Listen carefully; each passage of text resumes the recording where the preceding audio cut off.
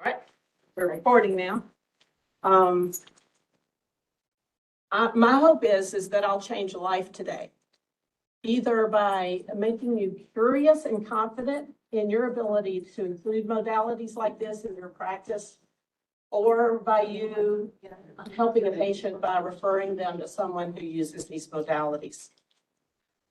I started using neurofeedback about halfway into my career. I've been practicing for 30 years, and 15 years ago, I heard about neurofeedback, and I'm so pleased that I pursued learning about it.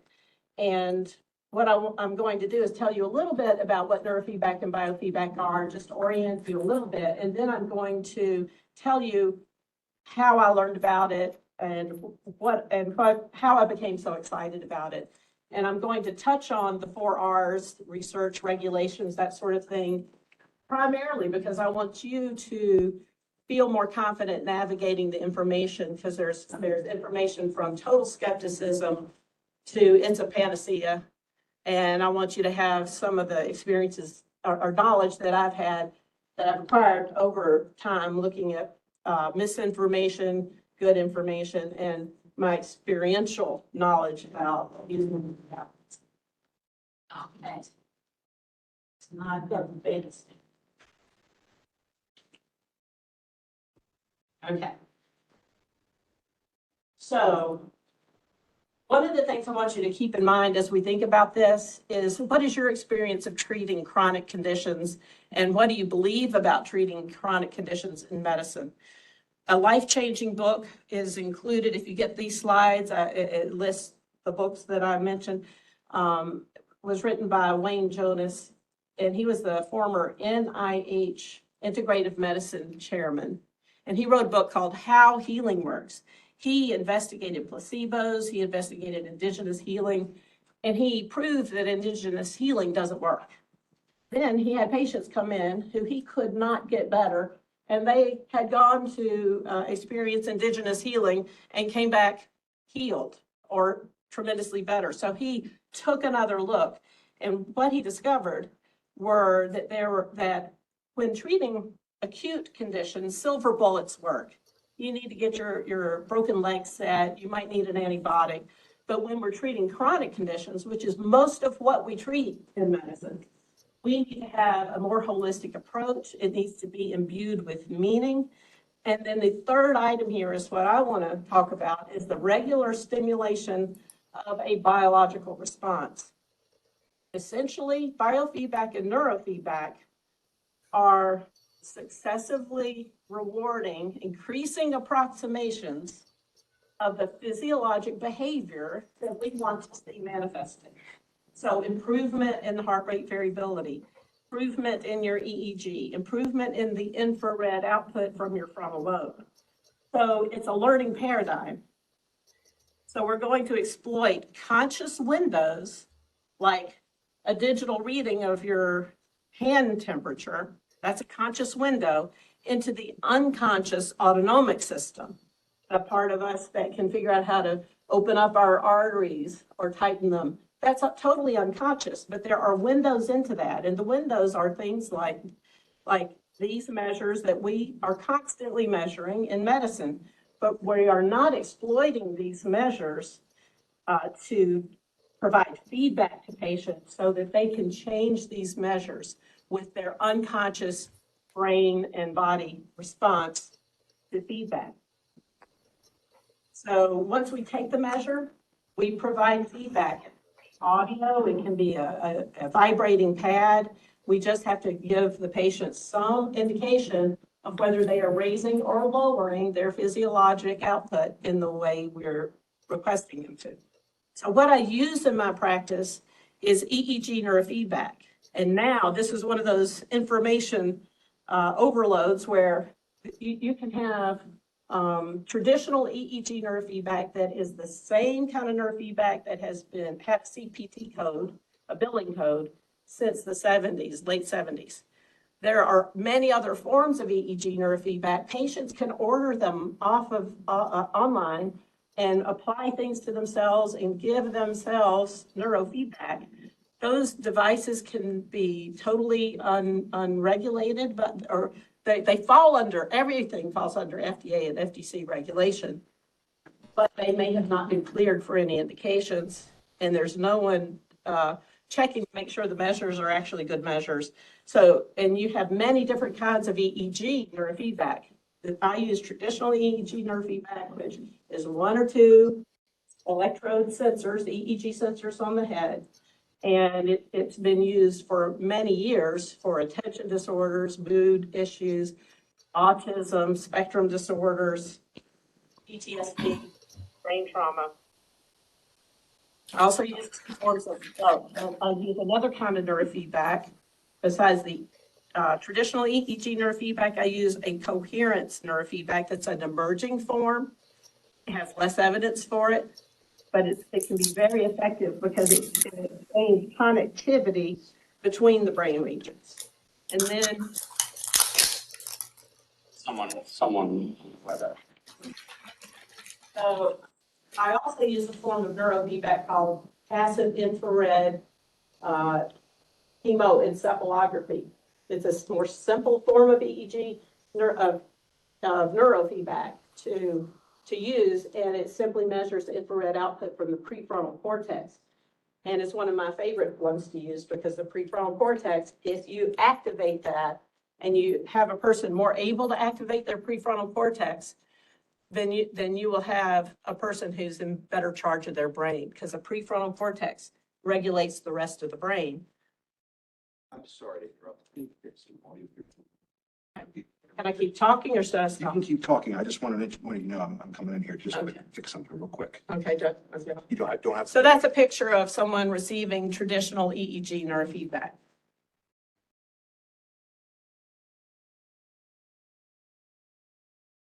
When you become aware of your brain activity, you can change it.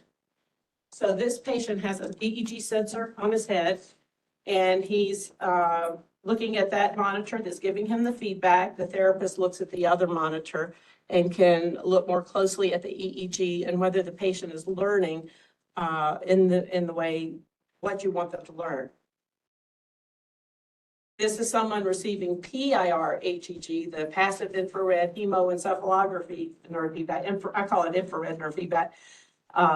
She's watching a movie. When the movie pauses, she has to force the movie back on by raising her infrared output. And her challenge, the conscious challenge, is switching back and forth from engrossment in the emotional, experiential aspects of the movie to a working mode. Quiet mind, relaxed focus will raise the bar. Aggravation, distraction will lower the bar. Movie won't come on until she gets the bar back up. So why would I say to you, this is worth learning about? We are constantly being told in psychiatry, be prescribed as people are getting older. Try to minimize the medications in your young women who may get pregnant or who are pregnant. And I have patients coming in with treatment-resistant symptoms. They've tried multiple medications and they may have had a partial or zero response, and they're wanting to know, well, what else can we do besides continuing to go from medication to medication? Or they're medication intolerant, or they simply don't want medications. They might have not enough symptoms to convince them to take those medications, or they've had weight gain on medications. There are lots of reasons to try something else, but what else does a psychiatrist have besides psychotherapy, TMS, which is tremendously time-consuming and 30% of people respond, or ECT? What else do we have? This is one of the other things we have, and you can hear my passion because so few doctors can even tell you what these modalities are. So I've been thunderstruck at times by responses that my patients have. On my way over here, I didn't put this patient in my slides, but I have a 70-something-year-old man who came to me. He was raging, depressed, difficult for his family, and now, years later, he received both of the kinds of EEG feedback with good responses of both his impulsivity, his ability to get aggravated and to blow up, as well as his depression. And he's great. He eventually purchased one of these systems, which is relatively inexpensive, like $2,000, $3,000 because he wanted to be able to have refresher sessions periodically, and he lived far away, and he wanted to be able to give them to himself if he needed a few in a row without driving. But not only that, but he had a son with an autistic spectrum disorder who was alcoholic, and he was convinced the son would never find a wife because he was so socially inappropriate. So my patient got better, he found someone in his area who gives the same kind of neurofeedback I give. Now his son is happily married and not drinking, looking so much more normal. And that's what I mean when I say I've been thunderstruck by the impact. It's not a panacea. It can't help everyone. The key is knowing who it might help and having an efficient, well-trained person to guide the treatment to see if it's going to be helpful. The other aspect of neurofeedback or biofeedback is that they're low stigma. For years, almost since the beginning, they've been used for optimum performance. They can be used to improve school performance because kids, or I should say students, actually can behave better. They have more impulse control. They stay in their seat. They can listen to their teacher. It's been used to improve reading, math, and language disorders, and the autistic spectrum disorder. So this should be available to all children and to their parents, but we can have a doorway into these modalities through the optimum performance doorway. And so people who have a stigma, who feel too much stigma to go and see a psychiatrist, would be able to get in through the back door. And so you will have people across the professional spectrum, from social workers, physical therapists, psychologists, and psychiatrists can administer these modalities for stress-related conditions, but they can also use it for optimum performance. Some only offer it for optimum performance, but any licensed professional who's using their license to deliver these will do a screening, and they will target the symptoms of a psychiatric nature that they see. They're not allowed to, they have to work within their scope of practice. So I'm going to skip through some of these slides. The bottom line is that these are, it's manageable to add these things into your practice. Some of them are very easy. You can learn to do the peripheral biofeedback that I use and the infrared therapy that I use in about an hour. But that in no way indicates that they're not potent, very helpful. The EEG neurofeedback, I took a 4-day course. And then there's a learning curve. I had a mentor for everyone I started in training, and would call up that mentor if I wasn't getting a good response or a confusing response. And I went to additional trainings. And I would say the thing I didn't do early on was have the regular mentor weekly. One patient getting this modality a week, really a month, would pay for a mentor. And that would have sped up my learning curve. So how I found out about neurofeedback, this might be the most important thing for you to remember.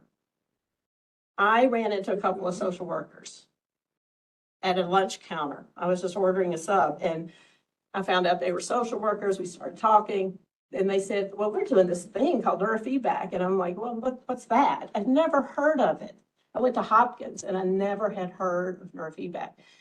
And the way they described how they used it, they said, well, first we get people sleeping, and then we move on. If they have migraines, we target that right away. And once those are gone, then we start working on things like attention and mood disorders. And I'm standing there very skeptical, right? And I'm telling you, be skeptical, but also be open. What I did was within a week or two, I'm like, if this is true, I should know about it. So I went to their office, they hooked me up, they showed me my EEG, and I had not looked at an EEG since my neurology clerkship or rotation. Psychiatrists don't look at EEGs. Why would we look at EEGs? And they're showing me that my big theta waves, I thought, well, okay, are they bigger than they should be? I could squeeze them down to get a beep, and I didn't know how I was doing it. And I thought, if what they're saying is real, I'm going to have to find out about it. So I went to the 4-day training and I listened to the people who had come to the training because their child had responded or their friend had responded or they had seen someone else's patients getting better. And I had to purchase the equipment on my way out. And I purchased it with option to buy. It was like, some money down and then $100, $140 a month. And eventually it was my equipment. But I had one other reason. It was my migraines. When they said we get rid of migraines, they got my attention. I was in perimenopause. I was in perimenopause for 6 months. I was more irritable. I was starting to have some difficulty to sleep. I was always a sound sleeper. And my migraines were inching up. I'd had a couple of times I'd had to call in sick with my migraines. And so when they told me we could fix and I was using Maxalt. This is what Maxalt came in at the time. And I was regularly having to refill my Maxalt to abort my migraines. So that put me over the edge to go ahead and take the training. And at the time I had me, I was thinking, who could I help with this and would it be worth it to get this equipment, to go for the training? I had myself, I had a friend who had lifelong insomnia, irritability, and depression. And then I had 2 patients that were, I have these patients all the time come to my practice. Patients don't usually come to my practice because they need Prozac. They get that from their internist. I had these 2 patients that both had developmental trauma, both had multiple medication trials, both were on disability, neither one could work. And one of them, as you see, had bipolar disorder. She was on 2 anticonvulsants, lithium and Ambien, and had daily migraines. The other patient, she had a fall from a high place and had broken her back and had trouble thinking straight ever since. And her language was almost thought disordered. She wasn't on an antipsychotic and didn't want an antipsychotic.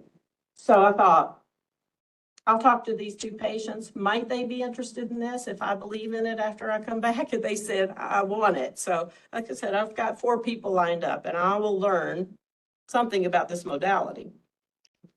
So the first person, the friend with the depression, insomnia, grumpiness, 30 sessions.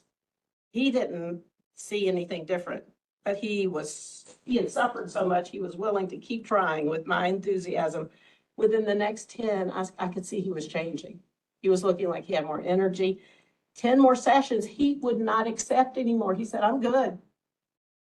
I was shocked. And he had even some positive effects of being able to remember lyrics when he would play his guitar. He had to have a book in front of him, and his social anxiety improved. This fellow, about a year later, started to have a little bit of fatigue, a little bit of early morning awakening again, and he needed some more refresher sessions. I think we did 6 to 10 more, and I learned from that, you're supposed to taper the sessions. You want to have sustained relief, and then there's a way to taper it so you're sure that it's more likely to hold. But that fellow went 6 years before he had any further symptoms, and he had lifelong insomnia and depression, treatment resistant.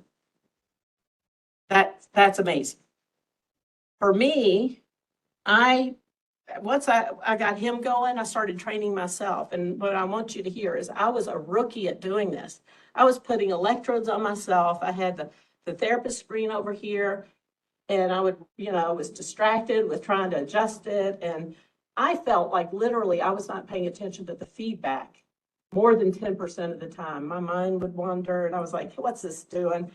But after, I don't know how many sessions I'd done, but I went to take a trip. I went to get my Maxalt. Migrainers don't go anywhere without their abortive medicine.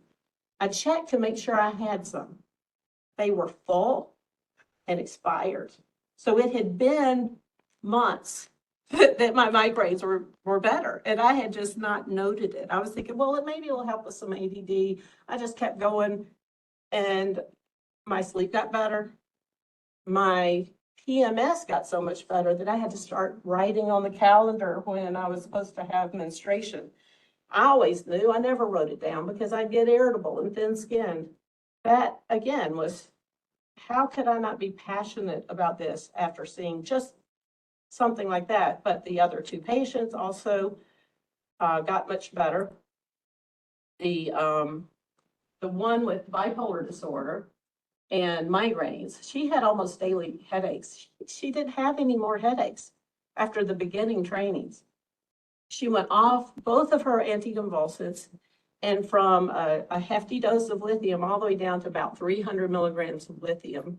She went off Ambien, and she loved training because it made her so calm. I never saw her hypomanic again, and she did not go back into depression. She became an active member, active participant in the community. That was amazing. And then the second patient, she was tougher. I started with the EEG neurofeedback. She had a little bit of improvement. I switched the mentor that I used to see if I could get someone who had more experience treating head TBI. He was a neuropsychologist, and he encouraged me to send him the collection of QEEG. With her, because of her head injury, I got a quantitative EEG prior. And I don't know if you guys are familiar with quantitative EEGs, but they are a longer recording than a normal hospital EEG. 10 minutes eyes open, 10 minutes eyes closed. You send it off to a certified person who knows how to read these. And they do a visual inspection for any phenotypes, because there are some phenotypes that indicate certain medicines would be helpful or certain neurofeedback protocols would be helpful. But then they also compare it to a database of normals. So when he looked at her EEG, her QEEG, he said her prefrontal cortex needs to be more online before you're going to get anywhere with the EEG neurofeedback. So you need to get this other neurofeedback that you don't know anything about. And I'm like, I'm just starting to learn this one. I can't do another one. But he told me, I can teach you to use this one. It's easy. It's a headband, and it's almost like one size fits all. You just have to determine how hard to push them. So he taught me literally over the phone. And then I called the guy to get it. He told me who to call to get this neurofeedback. The guy shipped it to me, and he gave me a little bit of tutoring over the phone.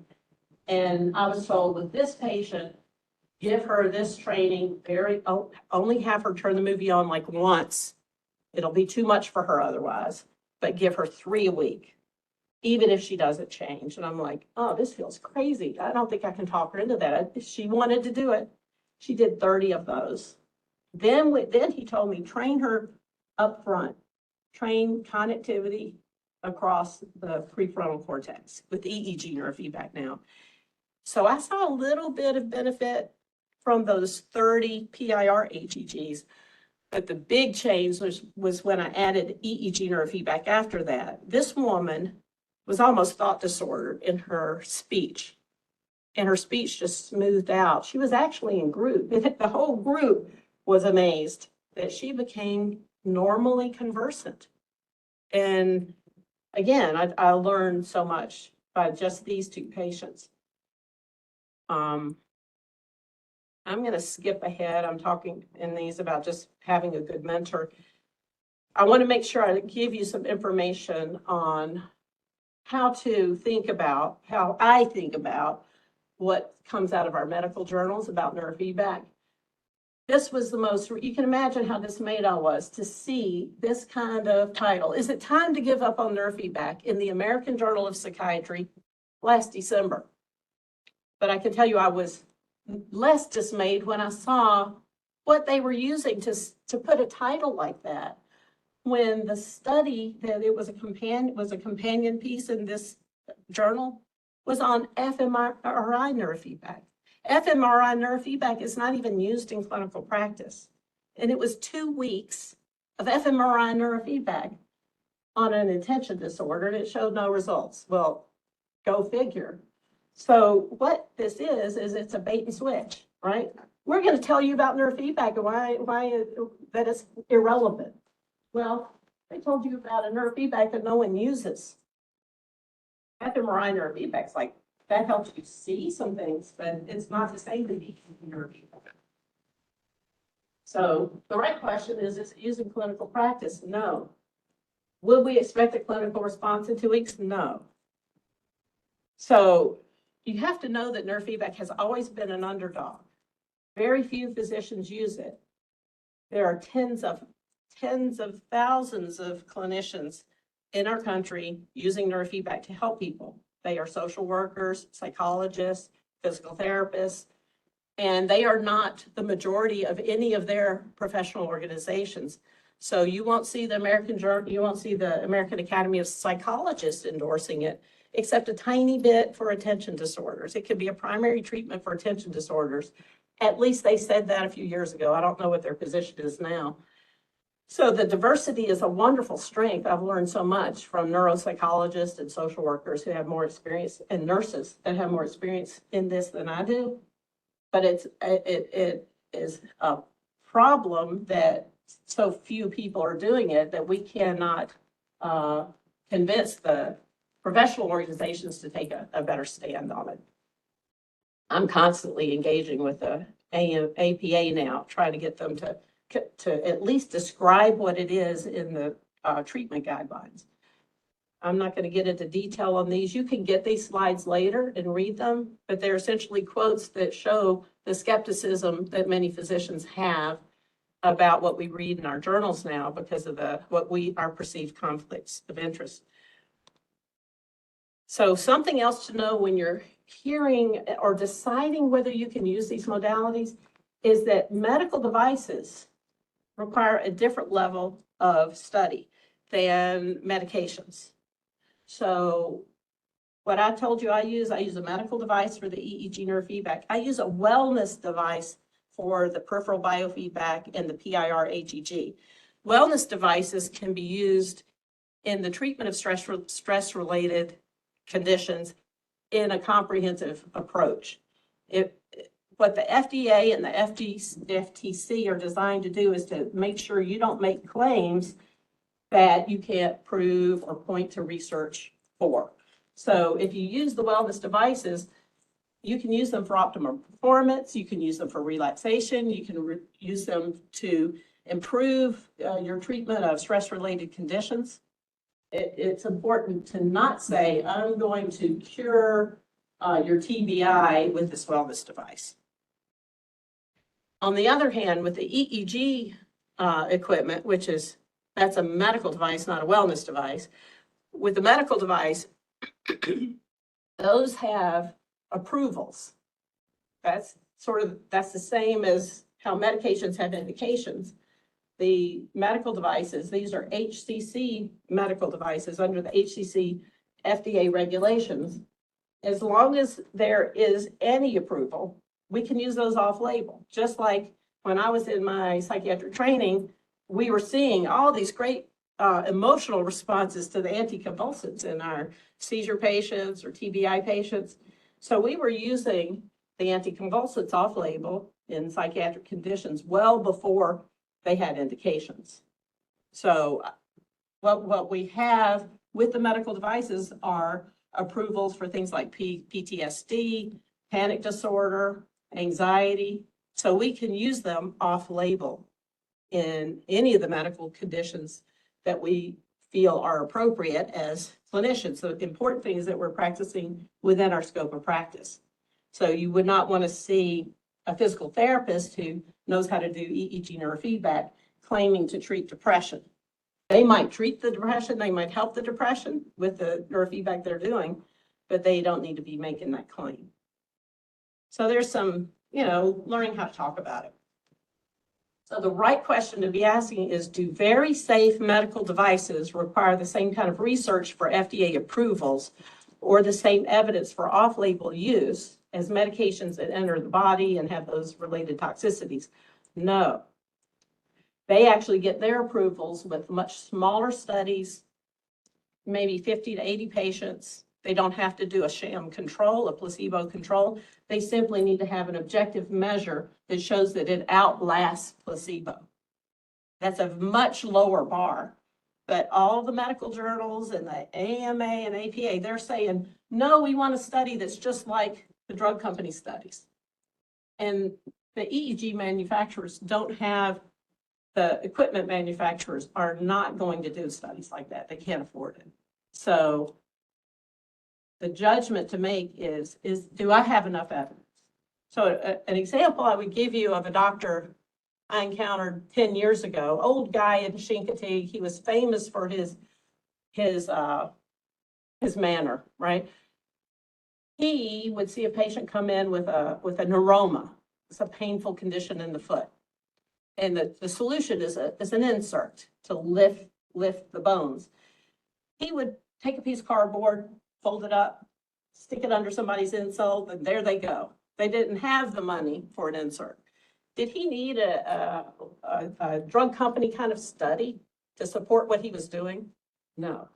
If you have a safe device, it's already proven safe, and you use it appropriately, you know what the contraindications are, and you speak to those and you document those, you don't need the studies that the American Journal of Psychiatry is pretending like we need. A study of fMRI neurofeedback is not going to help us know whether we should be using the EEG neurofeedback.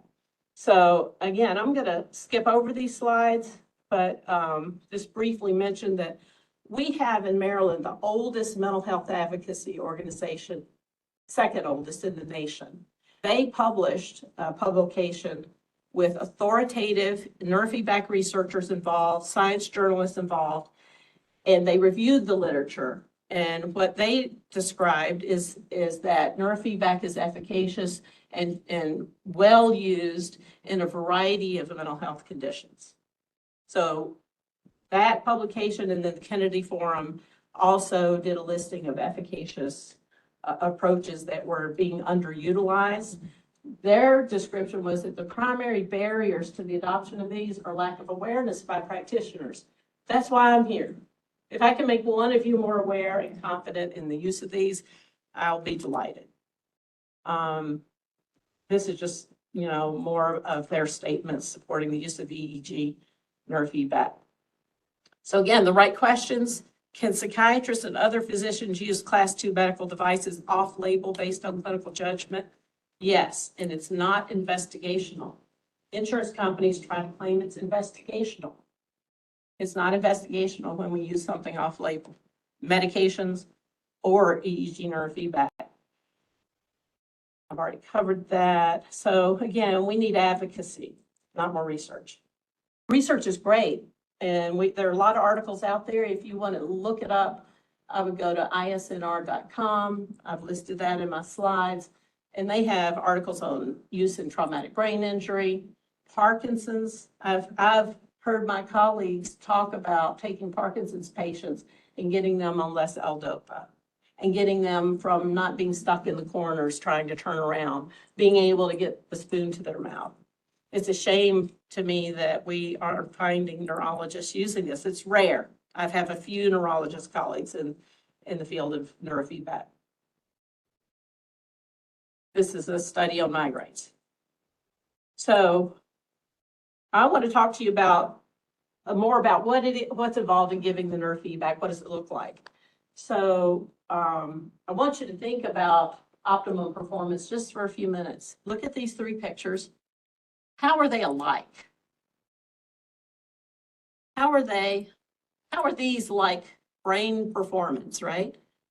Coordinated, highly practiced, endurance is needed, highly coordinated, highly unconscious, highly practiced, highly learned, and amazingly adaptive. We want our brains having optimal performance. Good performance requires a well-regulated brain. Our brain regulates all these things. So all these are controlled by signals sent within the brain. So our brains are like this picture times millions, right? And the jugglers, there would be more than hundreds of other jugglers, and they would be throwing the batons all the way across the crowd and not dropping one. That's what that's what our brain does if it's functioning well. And one of the things we talk a lot about in neurofeedback is having an optimum arousal in the areas of the brain and in the networks of the brain. If the arousal is too high or too low, performance suffers. One of the moments of astonishment that I experienced was watching a presentation on a child with a receptive learning disorder. They showed his EEG patterns across the frequencies, and he had one frequency in alpha that was too low. And as soon as he was trained to raise that frequency up with the others, his receptive learning language disorder resolved. One frequency had to be improved.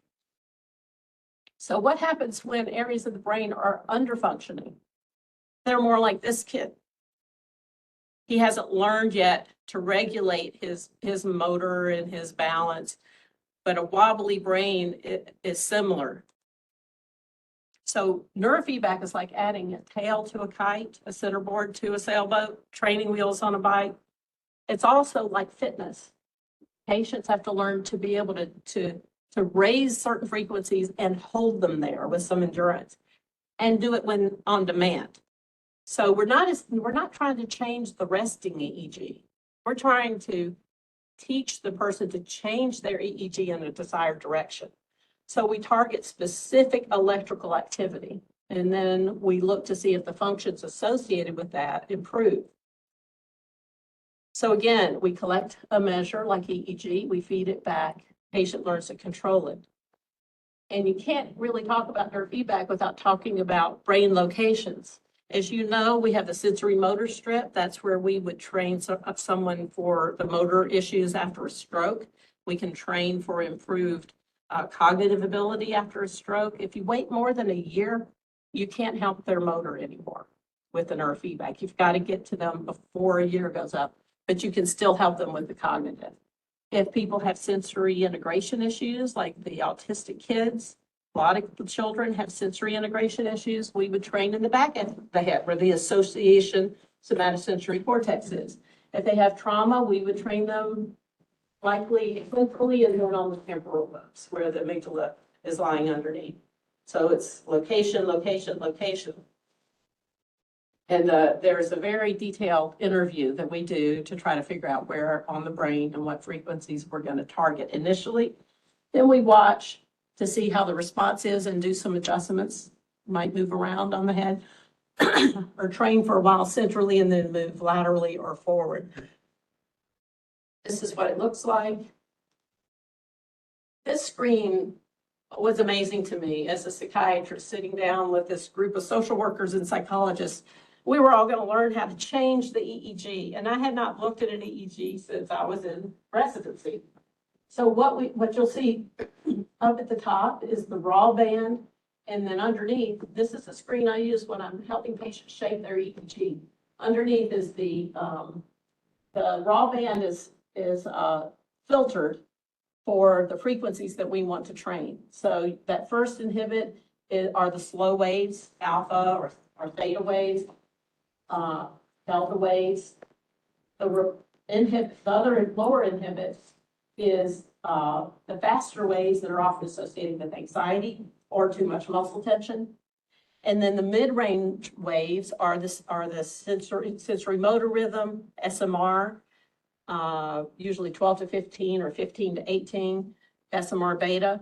Down at the bottom is the instantaneous distribution of each hertz, 1 hertz, 2 hertz, 3 hertz, where that red line is. And so that red line is going across, scrolling the whole time. The fresh EEG is showing up, and we can see if there's any particular frequency that is just staying too low or is bursting too much. So take a look at that top line and then look at the next one. See how tight that is? That's a well-regulated active brain. It doesn't have too many slow waves. And you'll see down here at the bottom, the waves are a lot smaller. So this is an active alert brain. Here again, we have somebody with excessive slow waves. And you can see down here, a lot of bursting or a lot of excessive slow wave activity. And you can see, if you look at that top band, that top inhibit band, every time there's a burst, you can see it showing through in the EEG at the top. If you have a child who has bursting theta, he's not hearing everything. He can't take in everything. He's not being difficult on purpose. He can't process well what's being said to him. He's like this kid. So again, a normal EEG, the brain is more in tune, like a car that's humming, right? The excessively slow EEG is like a car that's vibrating and might stall. It's very hard to control your mood, your reactivity, and your attention if you have a lot of that slow wave activity. This is just another picture that you can watch this after I've done a session. I can look back in case I wasn't sure which frequency I saw popping out too much. That again is someone with too many slow waves. This might be okay if your eyes are closed. When we close our eyes, we make more alpha so that we can relax and fall asleep. But that's too much if your eyes are open. That's normal. So when I saw this in the class that I went to, I'm like, how can we not be looking at this? Is this real? This is the feedback screen. The little dots are the wafers that Pac-Man is going to eat. And if they are big, the inhibits are up. And the participant is told, keep Pac-Man yellow because he can't move forward if he's gray or black. Keep him yellow, keep him moving, keep him eating. And they have to get all three of their brain waves in the right place for Pac-Man to go forward. And the brain figures out how to do that. The patient just watches and tells themselves good when they get beeps. And this is just another feedback screen where the patient is told to keep the green one forward. That represents the mid-range brain waves we're trying to increase. Keep the other two back. Those are the inhibits. So I want to see, how am I doing on time? So, Nan? So 10 up. Okay, so I'm going to race through these. This is what I call the easy neurofeedback. I don't like using the word easy, but you guys are physicians, and I think you understand what I mean. It's just, some people would not be comfortable doing this after an hour of demonstration, but most physicians would be able to do this particular neurofeedback after being told how to do it by someone like me, and then you could get a little bit of mentoring. You could try it yourself. It doesn't take long to know how to do this, but over time you learn an art to it, and you learn a lot about your patients by watching how they engage it. So this one targets infrared output from the prefrontal cortex. As you know, prefrontal cortex is the part of our brain that distinguishes us from animals, makes us human. It handles impulsivity, focus, delayed gratification, planning, emotional control. So if we can improve that with neurofeedback, we want to. And one of the most elegant ways to think about who would respond to the infrared neurofeedback is to think, does this person have an excessive rate and magnitude of response to a relatively benign stimuli? Are they rage prone? Does any little stimulus get them off task?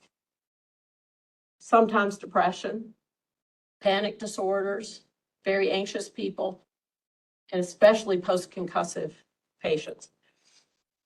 This is the equipment for the infrared training. You don't have to have the camera. You can take before and after pictures with the infrared camera. I finally got one, and I'm still learning to interpret the pictures. So I never charge patients for it, but I'm starting to be able to use it to decide if I'm overtraining people. Because the most important thing with this training is not to over fatigue them. This one, like I told you before, it's a wellness device. But even though it's a very safe, intrinsically safe device that does not require FDA clearance, it's exempt from having to get that clearance. As physicians and as anyone that uses this device has to be thoughtful about, are there any contraindications? Because raising your infrared energy would require raising blood flow to your prefrontal cortex, you would not want to give it to someone that you knew had an AVM or some kind of undiagnosed neurologic tumor or something. Sometimes a neurofeedback can actually mask a little bit of sleep apnea. You don't want to not treat those things. You want to do a good medical eval.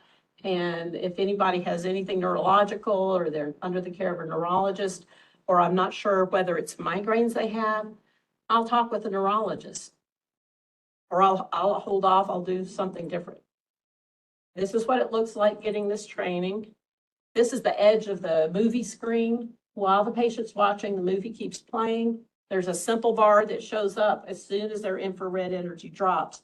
So this training exploits the nature of what happens when we watch a movie. The prefrontal cortex turns off. The director wants you to turn off your prefrontal cortex. So a very natural behavior of getting drawn in emotionally and experientially to something will force the movie will turn off. Then it won't come back on until the patient comes out of that reverie or out of that emotional place and focuses in the moment. Prefrontal cortex gets activated. And what patients learn to do is to activate their prefrontal cortex on command. So it's like training an athlete to be fast the minute the gun goes off and they run. Most of us have that ability. We wouldn't be able to be doctors if we didn't have that ability. Some of us are sluggish in that. And a lot of our patients have difficulty getting their prefrontal cortex online. Some of them have so much difficulty that the first time they get it on, I have to stop the training or I will overdo it with them. I was shocked to learn this, and patients are shocked. I overtrained people a few times before I learned not to do it. If you overtrain somebody, you just make them tired and more symptomatic the rest of the day. After they sleep, they have a chance the next day to see if they did have a positive response. With this training, you might have to do 3 or 4 before you see a response, but you only have to do 6 to know if it's going to help the migraines. If it isn't helping in 6 trainings, move on to the EEG neurofeedback.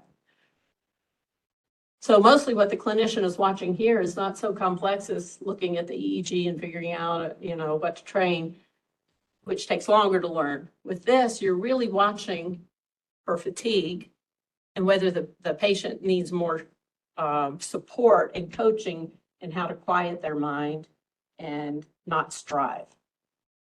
So I've had a few patients that I'm not going to get into detail about them, but the bottom line was they came in with migraines and other symptoms. Like all my patients come in with more than, they usually don't come for migraines, but if they happen to have migraines and I get that fixed, they get so much better in their other symptoms. Sometimes they don't need much else. They still might want some psychotherapy, or they may have other symptoms I'll go after with the EEG neurofeedback. But I've had patients very quickly eliminate their migraines, get better with anxiety, some depression with this training. And I was able to have a few patients purchase equipment themselves, and I monitor them, help them use it at home. I had one patient who, once she got this, she left. She didn't need me anymore. I didn't want her to stop because she had other things I could have helped her with, but she sent me a letter 6 months later saying, "This has helped me so much, thank you." I don't generally encourage patients to get this unless I feel like they're reliable and they are fully able to use it appropriately. So I want to show you a normal infrared image. This is from a SUNY presentation, pediatric brain rounds, by the manufacturer of this. He's the expert at interpreting these images. This is a normal infrared image. So get ready. That's what depression can look like. That's why we train people on the left prefrontal cortex with TMS, ECT, and neurofeedback. So see this is what this patient's image after his first infrared training. So it's only moments later, right? This is a week later. So if you look back, that's how he came in after the first training, a week later. He's holding on to it, in other words. This is after that training. And this one is the baseline another week later. That's a patient with anxiety. Very dark.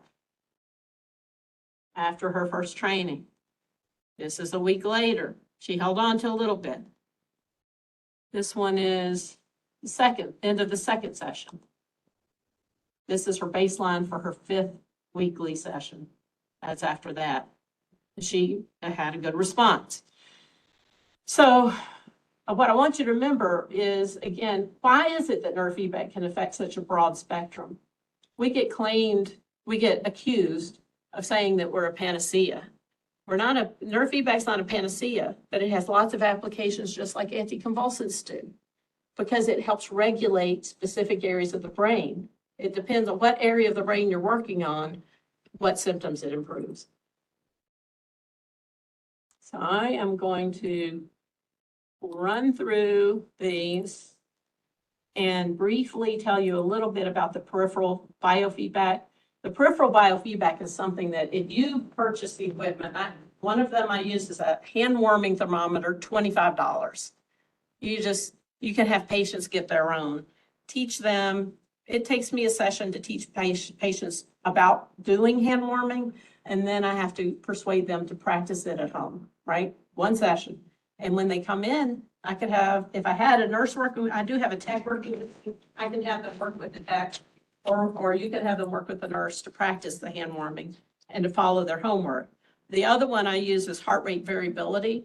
Heart rate variability is it's watching the sinus rhythm over time, right? So your heart rate goes up when you breathe in, goes out when you breathe out. But a lot of anxious patients, if you look at the heart rate variability over time, it's a sawtooth. Patients can train with heart rate variability to have a nice smooth curve, the optimum amount of change in their heart rate as they breathe. So it's a logarithmic formula, really.